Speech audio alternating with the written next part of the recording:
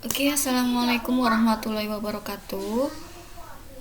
Untuk kesempatan kali ini saya akan mereview atau memberikan penjelasan ulang tentang bagaimana sih cara pembuatan RPP, terutama untuk RPP kurikulum 2013 atau yang saat ini sedang kita gunakan. Nanti mungkin saya akan bandingkan sedikit dengan RPP di kurikulum KTSP ya. Nanti akan saya berikan contohnya di layar. Oke, yang pertama, ketika kalian membuat RPP, jangan lupa harus mencantumkan identitas. Ya, identitas itu wajib. Lebih baik lagi sebelum mencantumkan adanya identitas di lembar RPP ini, kalian juga membuat cover ya, cover untuk RPP pembelajaran. Oke, setelah ada cover, nanti masuk kita ke lembar RPP-nya di dalam. Ini semoga jelas ya tulisannya. Saya beri contoh RPP dari mahasiswa yang sudah melakukan penelitian, kakak kelas kalian.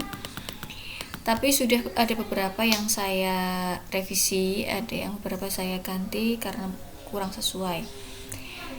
Nah, ini untuk identitas harus ada apa? Contohnya ada satuan pendidikannya ya, ada kelasnya, semesternya, program studinya atau jurusannya apa, mata pelajarannya apa, kemudian materinya apa, dan yang terakhir harus ada alokasi waktunya ya. Alokasi waktu ini disesuaikan. Kalau untuk praktek micro teaching ini ya alokasinya disesuaikan dengan alokasi waktu micro teaching. Kalau nanti kalian sudah mengajar real di pembelajaran di kelas, ya gunakan alokasi waktu sesuai dengan waktu pembelajaran, sesuai dengan jenjang pendidikannya masing-masing gitu ya. Oke, kalau identitasnya sudah terisi, maka yang kedua apa yang harus kita isi atau kita buat adalah KD-nya. KI-nya sudah ada ya, kalian harus sudah tahu KI-nya dari KI 1, KI 2, KI 3 sampai KI 4. Nah, untuk KD-nya juga biasanya sih sudah disusun atau sudah dirumuskan di silabus, tapi kalau kalian mau ada revisi atau mungkin ada pengembangan KD atau mungkin ada beberapa yang kurang sesuai, itu bisa diperbaiki di dalam RPP ini. Nah, untuk KD-nya, KI-nya dulu kalian harusnya sudah tahu semua ya. KI-nya tidak usah dicantumkan, tidak apa-apa. KI-nya bisa dicantumkan di silabus.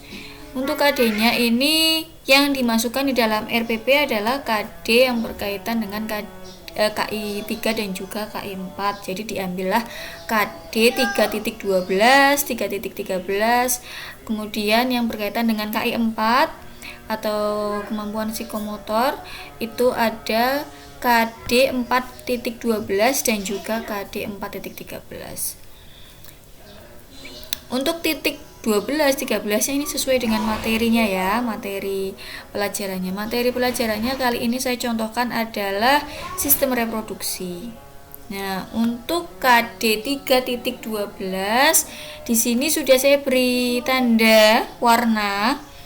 Yang saya beri tanda warna ini adalah kata kerja operasional. Jadi ketika kalian membuat KD, membuat indikator, yang harus dilakukan itu menyusun kata kerja operasional dasarnya dari KKO atau kata kerja operasional Bloom. Nanti saya bukakan untuk kata kerja operasional Bloom. Untuk yang KD 3.12 di sini menggunakan kata kerja operasional menganalisis ya. Menganalisis hubungan antara struktur jaringan penyusun organ reproduksi dengan fungsinya bla bla bla bla bla. Nah, untuk kata kerja menganalisis ini kita lihat menganalisis itu C berapa ya. Kalau kalian lupa, kalian bisa buka tabel kata kerja operasional yang dulu sudah pernah saya share, atau kalau hilang filenya nanti saya share lagi. Untuk menganalisis jelas itu masuk ke C4 ya, kata kerja operasional menganalisis C4 menganalisis. Nah, untuk menganalisis di sini jadi yang digunakan nanti kalau menyusun indikatornya nanti bisa disesuaikan dengan kata kerja operasional yang ada di C4 ini ya. Nah, menganalisis C4, oke. Kemudian untuk K-13 di sini memahami. Memahami itu C berapa, Bu? Memahami itu adalah C2 ya. C2 memahami. Jadi nanti kata kerja operasional ketika kalian menyusun indikator, buatlah dari KKO yang ada di kolom memahami atau C2. Oke, di sini ada menganalisis hubungan, memahami prinsip reproduksi manusia ya. Untuk taraf ini kita memahami ya. Bu, gimana sih menentukan, kenapa kok nggak mengaplikasikan, kenapa nggak menganalisis? Kita baca kalimat selanjutnya.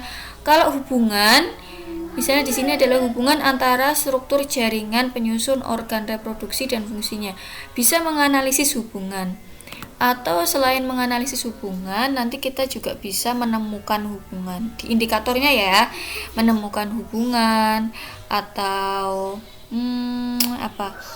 menganalisis, mengaitkan hubungan itu juga bisa.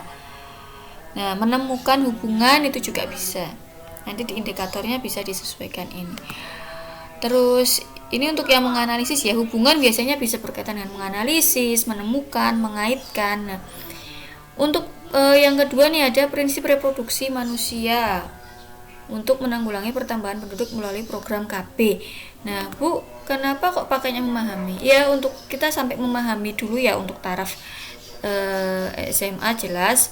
Kan tidak mungkin kalau kita mengaplikasikan tentang ilmu KB kan tidak mungkin. Kemudian menganalisis, kalau menganalisis mungkin bisa tapi tingkatnya mungkin terlalu tinggi ya kalau untuk tingkat SMA, karena ini kan masih berupa pengenalan dulu, pengenalan mengenai alat-alat reproduksi dan juga kesehatan alat reproduksi. Jadi tahapnya memahami, tidak mungkin sampai ke tahap apply, mengaplikasikan, apalagi menganalisis, mengevaluasi dan sampai menciptakan, tidak mungkin. Jadi disesuaikan juga dengan kalimat materi atau kalimat yang ada di dalam KD-nya itu ketika kita menyusun indikator nanti. Oke, untuk yang ini yang 3.13 berarti ini C2 ya. Untuk memudahkan saya kasih keterangan. Ini tadi C4 menganalisis. Kemudian untuk yang K.13 ini C2. Nah, C4 ini ada C2, saya kasih tanda. Tapi nanti kalau di RPP yang sebenarnya nggak usah dikasih C4 C2, ini untuk memudahkan saja. Kemudian untuk indikator yang berkaitan kompetensi dasar yang berkaitan dengan aspek psikomotor atau kemampuan atau keterampilan. Di sini didapatnya kita tidak dari kata kerja operasional. Ini kan kata kerja operasional untuk tingkat kognitif ya. Nah, ini untuk ranah kognitif. Jadi untuk yang KD 3 tadi, 3 titik berapa itu pakainya ranah kognitif. Tapi kalau kalian mau menyusun yang KD 4 titik, itu kan berkaitan dengan skill, kemampuan dan juga psikomotor atau keterampilan. Jadi kalian lihatnya dari kata kerja operasional ranah psikomotor. Nah, ada P1 sampai dengan P5. Jadi tidak cuma tadi C1 sampai C6 ya, tapi juga ada P1 sampai P5. Ini perlu diperhatikan. Terus kalau afektif, Bu, afektif itu kan berkaitan untuk KI1 dan juga KI2.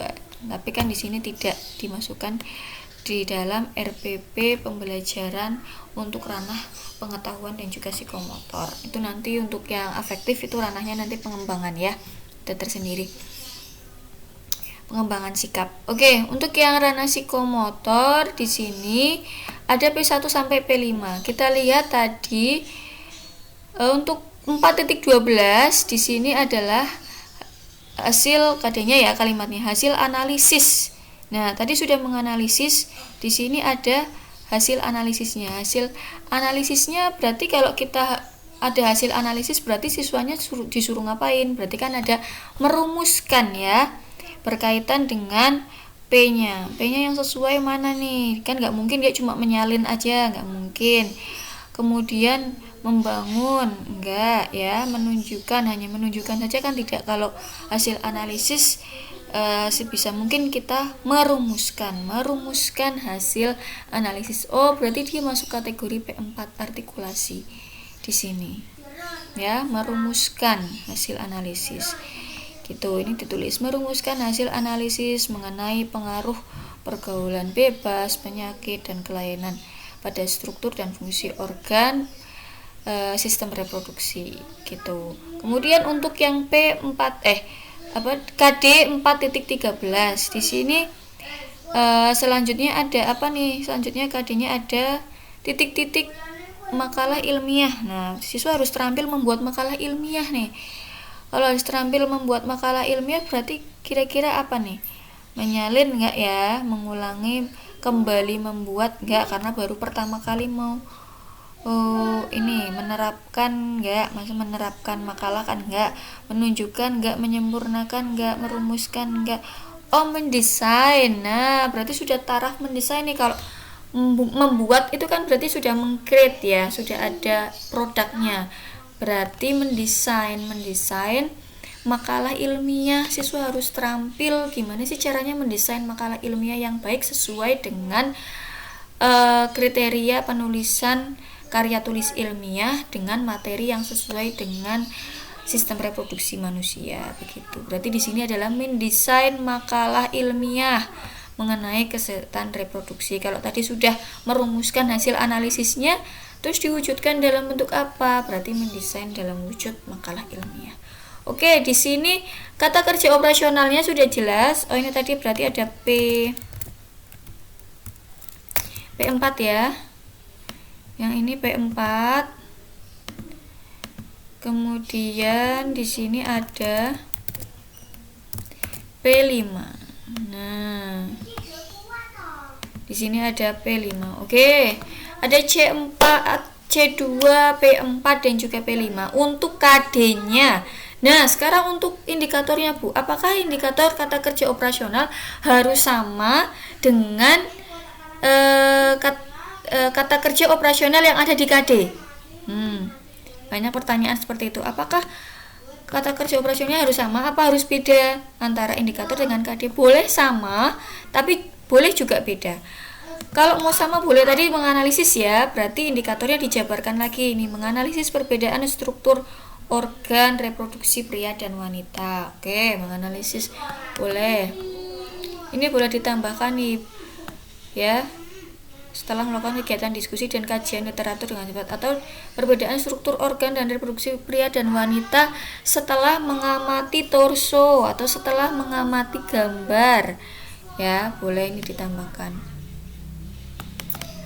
Kemudian menganalisis struktur jaringan testis dan struktur jaringan ovarium dari hasil gambar atau dari pengamatan gambar, ini bisa ditambahkan nih.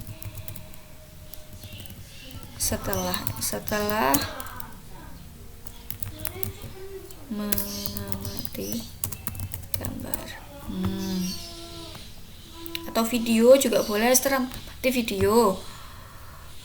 Kemudian menelaah. Nah, ganti nih, setelah menganalisis apa ya, kalau yang berkaitan dengan proses menganalisis lagi boleh nggak boleh, tapi kalau kalian mau ganti yang lain juga boleh, tapi tetap di dalam kata kerja operasional C4 ya.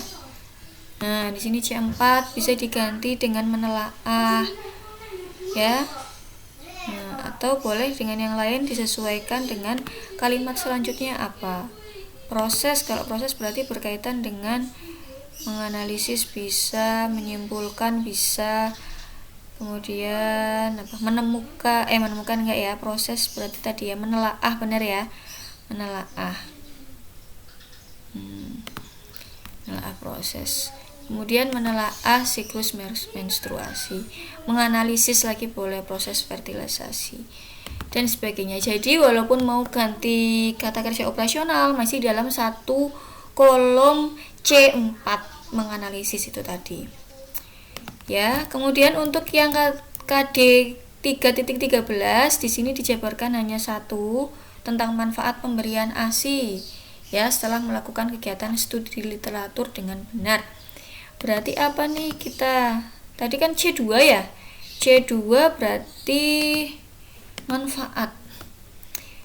C2 berarti manfaat pemberian ASI bisa mencontohkan manfaat pemberian ASI. Boleh ini mencontohkan bisa nih, atau mengemukakan manfaat pemberian ASI. Mencontohkan ini dalam artian bukan mencontohkan dalam bentuk praktek ya, itu kan apply. Mencontohkan di sini adalah mencontohkan bagaimana sih cara pemberian ASI yang baik untuk anak. Misalnya, pemberian ASI yang baik itu sesuai dengan peraturan pemerintah bahwa ASI diberikan pada usia 0 sampai 6 bulan untuk ASI eksklusif gitu. Itu untuk mencontohkannya saja. Mengemukakan juga boleh tadi, menguraikan contoh ya boleh tadi. Menerangkan juga boleh, menerangkan manfaat pemberian ASI. Nah, itu juga boleh ya. Yang penting ini masih dalam kata kerja operasional untuk C2, karena tadi C2 untuk KD-nya. Oke, itu untuk yang 4.12 di sini dijabarkan jadi 2 indikator ya. Tadi untuk ini Bang, merumuskan di sini sama merumuskan ya, boleh merumuskan hasil analisis, Kemudian untuk P5-nya tadi kan mendesain ya, mendesain makalah.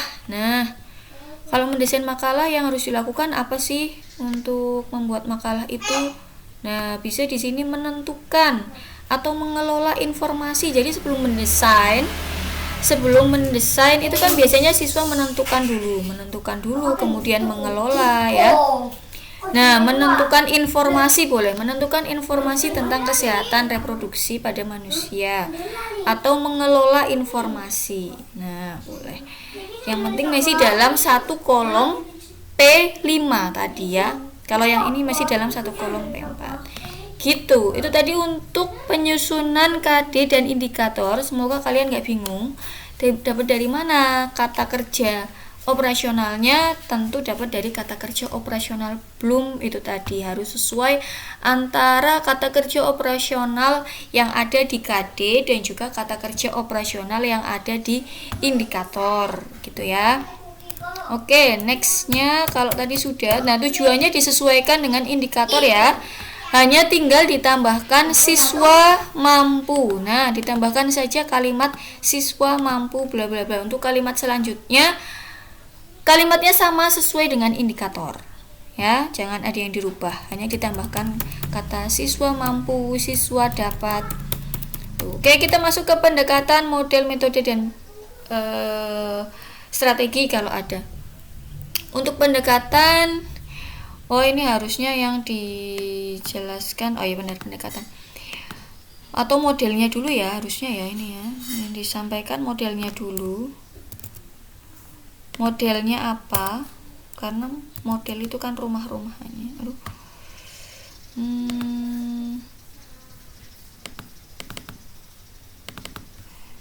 Ini lagi nih. Ini kayaknya dari tabel nih. Oke, nanti kalau kalian membuat ini diusahakan untuk modelnya dulu ya yang dijelaskan. Buat RPP modelnya dulu apa? Modelnya di sini dijelaskan ada web course learning atau WCL berbasis problem reality. Pendekatannya pakai scientific approach atau pendekatan scientific. Metodenya pakai apa? Metodenya pakai ini salah nih. Metodenya apa di sini ya? Harusnya metodenya di sini ceramah, diskusi ya. Kalau ada presentasi bisa ditambahkan presentasi ya, atau kalau ada simulasi. Nah, ini adalah contoh untuk metode ya. Ceramah disertai video juga boleh,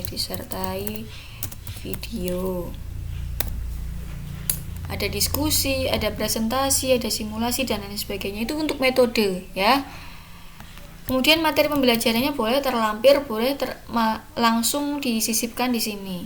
Tidak perlu berlembar-lembar terlalu banyak, tidak apa-apa. Yang penting materi pembelajarannya itu sesuai dan juga subbabnya itu sudah mencangkup semua ya yang ada di dalam RPP.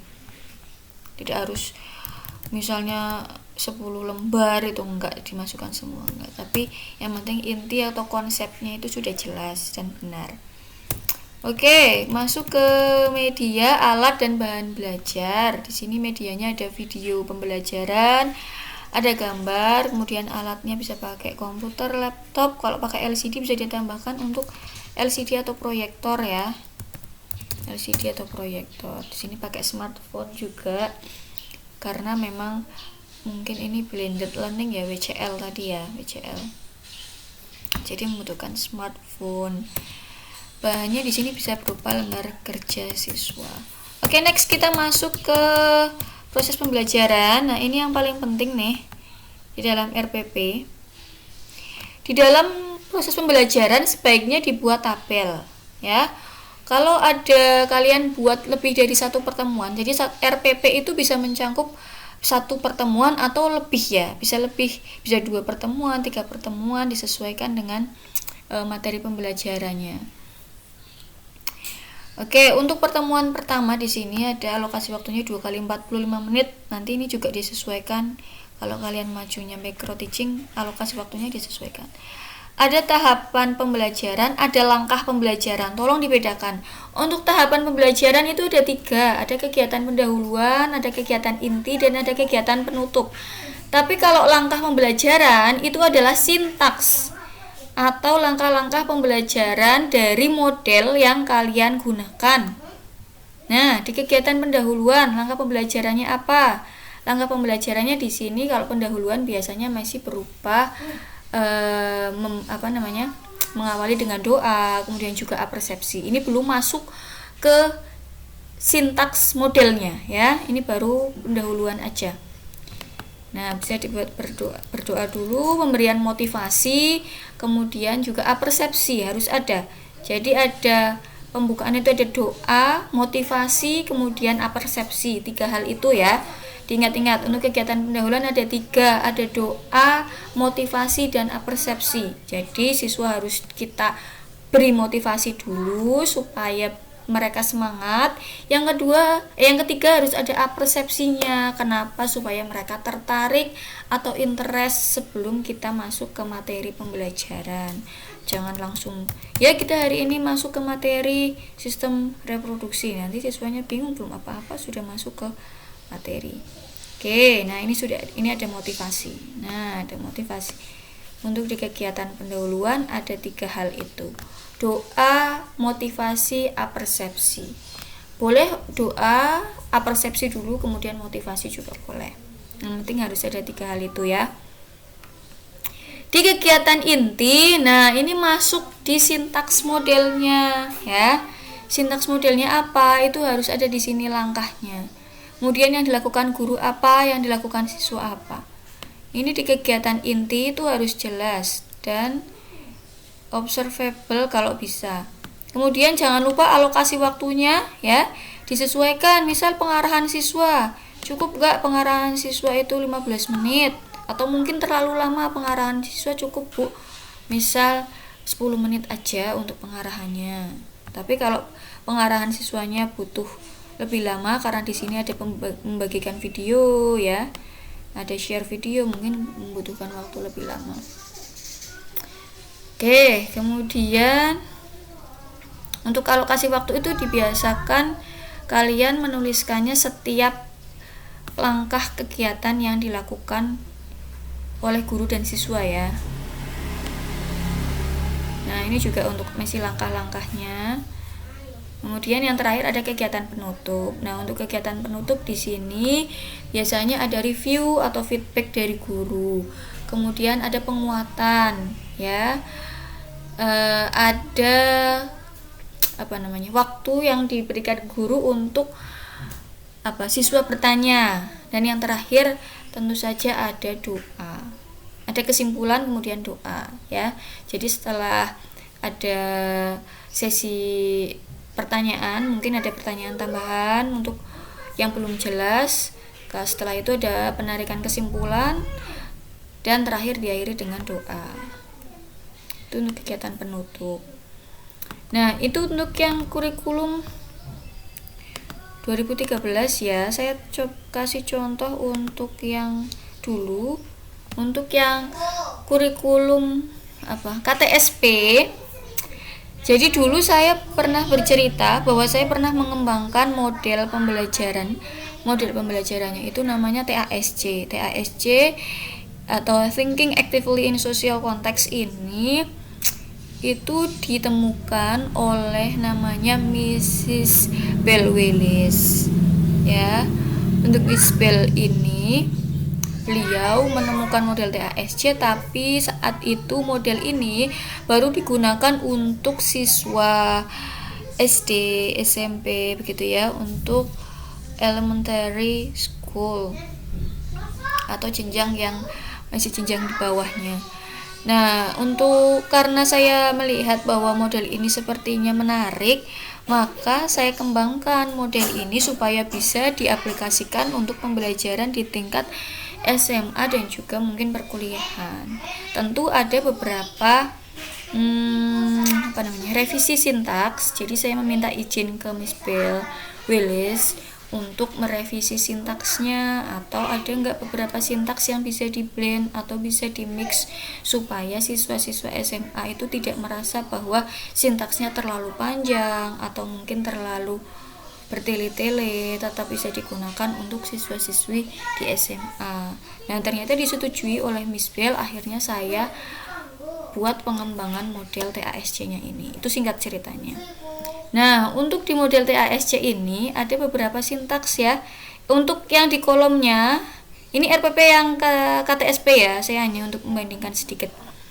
Sama, ada kegiatan pendahuluan, inti, dan juga penutup.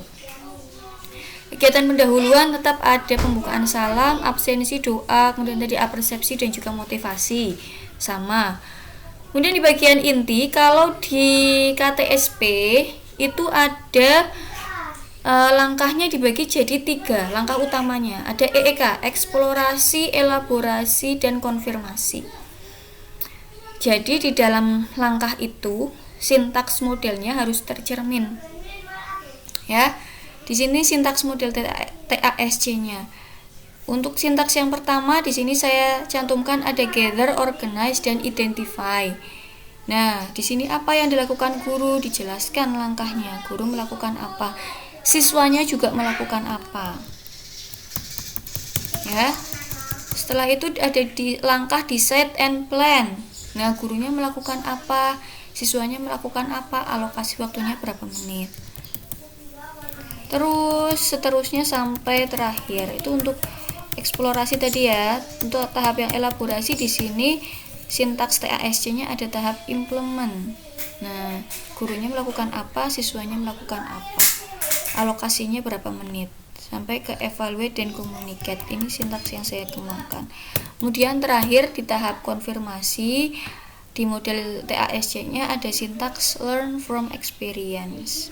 Nah, gurunya melakukan apa, siswanya melakukan apa. Ini yang menuliskan, yang mengembangkan adalah kalian ya, untuk langkah-langkahnya ya, detailnya. Tapi kalau sintaks modelnya harus disesuaikan dengan model yang kalian gunakan itu tadi. Oke, kalau di K13 kan tadi tidak perlu ada EEK ya. Langsung aja sintaksnya itu apa aja. Oke, terakhir masuk ke penilaian. Ada kognitif, afektif, dan psikomotor, tapi di RPP ini mungkin lupa belum dicantumkan. Sumber belajarnya disesuaikan, kalau bisa disebutkan bukunya ya. Judul bukunya, kemudian internetnya, webnya, alamat situsnya bisa dicantumkan. Oke, itu tadi. Ini untuk materinya. Untuk LKS-nya juga jangan lupa dibuat. LKS harus ada covernya, ya. Ada KD dan juga indikatornya sesuai KD dan indikator di RPP. Kemudian diberi ada identitas siswanya, kegiatannya apa harus jelas, gambarnya kalau ada gambarnya harus jelas, yang harus diisi apa ya. Kemudian jangan lupa juga kalau sudah buat RPP dibuat kunci RPP-nya. Ini kunci RPP-nya. Itu. Kemudian untuk yang itu untuk LKS ya. Untuk penilaian karena tadi belum ada ditampilkan, Contoh penilaian untuk afektif ya. Untuk penilaian kognitif tadi kan kalian bisa berupa soal pilihan ganda atau soal isai. Untuk afektif bisa pakai lembar observasi afektif atau sikap. Ini contohnya. Nanti kalau ada yang mau saya kirimkan. Ya.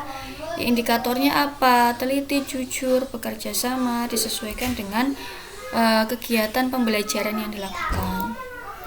Kemudian ini rubriknya. Jadi ketika membuat angket afektif harus ada rubriknya. Teliti, dapat skor 1 ketika apa, skor 2 ketika apa, skor 3 ketika apa.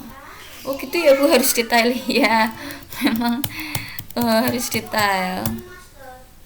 Karena kan kalian tidak bisa mengira-ngira, oh ini anak ini dapat skor 3, oh yang ini dapat 2. Harus ada rubriknya. Nah, ini untuk yang psikomotor, ini untuk yang lembar observasi psikomotor.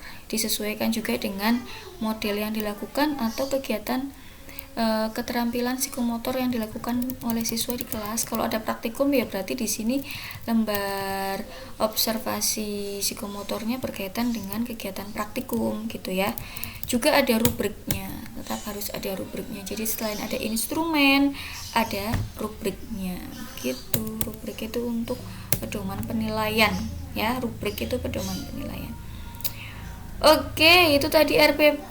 Alhamdulillah sudah selesai. Saya kasih contohnya ya. Silahkan nanti teman-teman mahasiswa bisa dibuat RPP-nya sesuai dengan yang saya contohkan tadi. Kemudian nanti kalau ada yang sudah maju tapi RPP-nya masih salah atau mungkin kurang sesuai atau mungkin ada beberapa yang perlu dilengkapi, nanti bisa direvisi ya, direvisi sesuai masukan saran dari saya dan juga masukan dan saran dari teman-teman yang memberikan saran dan juga komentar begitu. Itu saja mungkin untuk penjelasan review RPP dari saya, semoga dapat dipahami dan bisa dipraktekkan untuk pembuatan RPP-nya gitu ya. Kurang lebihnya saya mohon maaf kalau banyak gangguan suara. Saya tutup dulu. Wassalamualaikum warahmatullahi wabarakatuh.